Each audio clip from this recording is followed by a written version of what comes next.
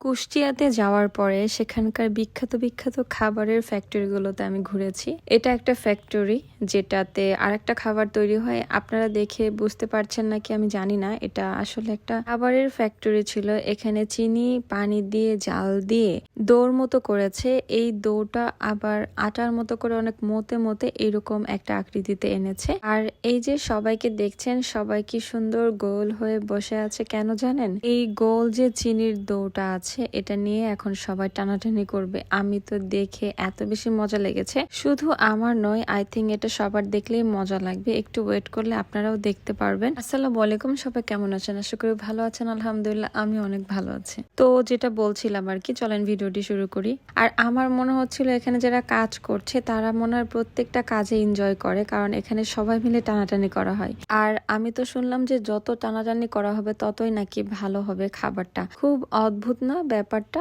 আমার কাছে তো জীবনে ফার্স্ট এক্সপিরিয়েন্স যে কোনো খাবার জিনিস আবার এরকম ভাবে টানাটানি করে তৈরি করা হয়। এখন আপনারা নিশ্চয় বুঝতে পেরেছেন এটা কি তৈরি করা হচ্ছে। এটা আসলে শনপাপড়ি তৈরি করা হচ্ছে, যেটা বাচ্চারা খেতে খুবই মজা পায়।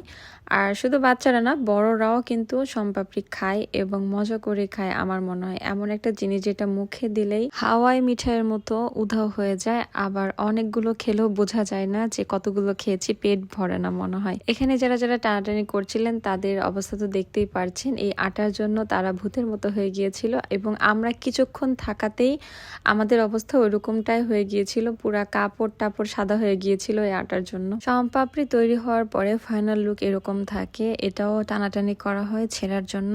এত টানাটানি দেখে অনেকেই মনে করতে পারেন আজকের পর থেকে শনপাপড়ি আর খাওয়া যাবে না, কারণ অনেকেরই হাইজিন প্রবলেম আছে। আরে বাবা, আমি নিজের চোখেই দেখেছি তারা ওইরকম ভাবে খারাপ পরিবেশেও তৈরি করে না। আর এখান থেকে যদি আমি আবার খাই তাহলে আমার অনেক হেটার্সরাই বলবেন যে আপনার তো খালি খাবার দেখলেই খাইতে ইচ্ছে করে। আরে ভাই, খাওয়ার জন্য তো দুনিয়াতে এত কষ্ট করা। এই খাবারের জন্যই আপনি আপনার প্রফেশনে, আমি আমার প্রফেশনে, এই যে ভাইগুলো তৈরি করছে শনপাপড়ি তারা তাদের প্রফেশনে, তাই না?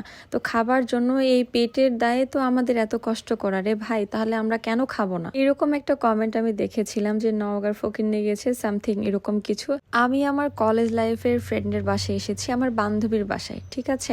আর তাদের মেহমান হয়ে আপনি কি কারো বাসায় মেহমান হয়ে যান না, নাকি আপনি ঘরের মধ্যেই বসে থাকেন? কোনটা রে ভাই বলেন তো? মেহমান হচ্ছে আল্লাহর রহমত। আমিও চাই আমার বাসায় সবসময় মেহমান আসুক, আর আমিও চাই মেহমান হয়ে কারো বাসায় যেতে, সেখানকার অনেক কিছু দেখতে এবং আপনাদেরকে দেখানোর জন্যই আমি এইসব জায়গাতে ঘুরে বেড়াই। যদিও আমার মানুষের কোনো কথাই গায়ে লাগে না, কারণ আমি জানি আমি কি। সো আপনাদের যদি এতই কথা গায়ে লাগাতাম তাহলে আমি আপনাদের কথা মতোই খাওয়ার ভিডিও বা কোনো জায়গায় ঘুরে বেড়াইতাম না। বুঝতে পেরেছেন? আর সব থেকে বেশি মজা লাগে আমার হেটার্সদের কমেন্ট পড়তে, কারণ কি আমার হেটার্সরা হচ্ছে মনোযোগ দিয়ে ভিডিও সব দেখে আবার কমেন্টও করে। খুব হাস্যকর ব্যাপার না? আজকে এই পর্যন্ত, সবাই ভালো থাকবেন। আল্লাহ হাফিজ।